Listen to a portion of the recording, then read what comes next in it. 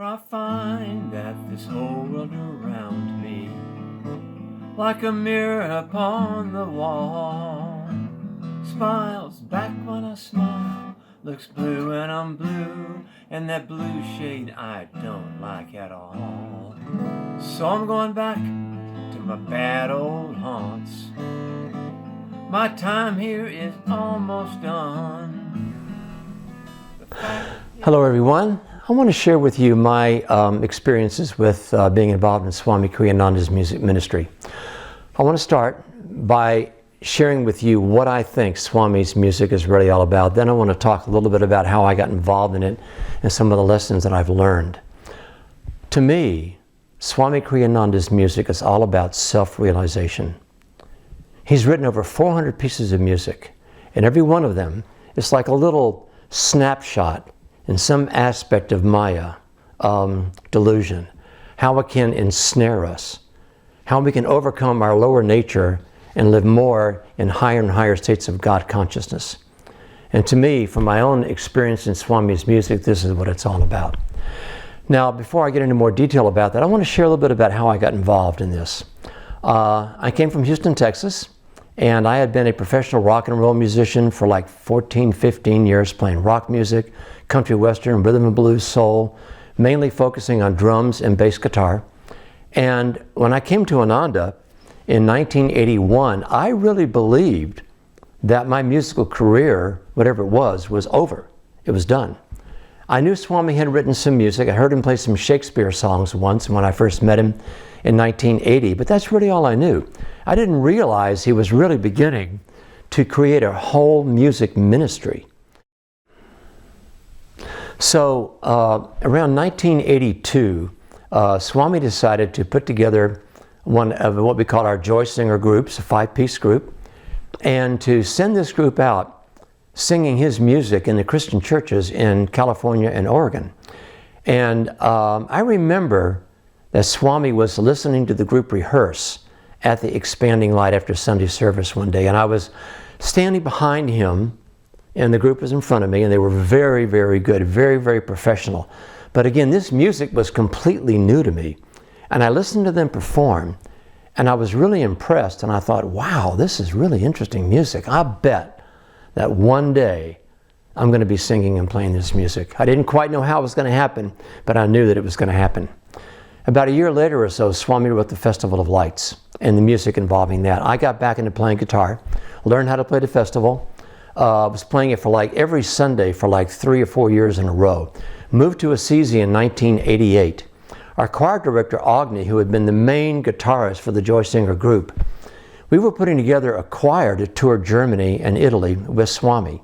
He said, Louis, you're going to be the guitarist. I'm going to teach you the guitar part. You're going to sing tenor in the choir, and I, meaning Agni, I'm going to be the choir director. So I learned all the parts, and started playing tenor. And my involvement kind of got more and more sort of deeper and deeper as that process went on. One story I want to share with you right before that happened. This is back when I was still living in Ananda, about 1983, when the Joy Singers were on tour. It was Swami's birthday. He was in Italy at the time, and I decided to call him and just wish him a happy birthday. And I did, and he asked me, how were the singers doing on the tour? And I said, they're doing great, sir. People love the group. They're just doing fantastic. And then he said something to me that was a whole new concept. He said, I believe this is a very important ministry. And I'd never considered music to be a ministry. I always considered music to be entertainment. One thing that he said, that the original purpose of music was not for entertainment purposes, it was for spiritual purposes. And this is what Swami was trying to achieve through his music ministry. Now, several of the important lessons I learned from working with Swami with the music ministry. Again, I had spent, 14, 15 years playing rock bands and country western groups and so on. Made a decent living doing it, really enjoyed playing the music. It was harmless. We weren't doing any hardcore, head-banging music. It was basically the typical pop songs of the day and so on, dance music. But one day Swami gave a lecture on what he thought about rock music. He described it as the ego beat. And I was listening to this lecture, I thought, well, now, wait a minute, I made a pretty good living playing rock music. What's all this stuff about the ego beat? And then he was saying that rock music and pop music tends to reinforce the ego, which is the medulla oblongata here in the anatomy of yoga, and the lower chakras, which is sexual energy and so on.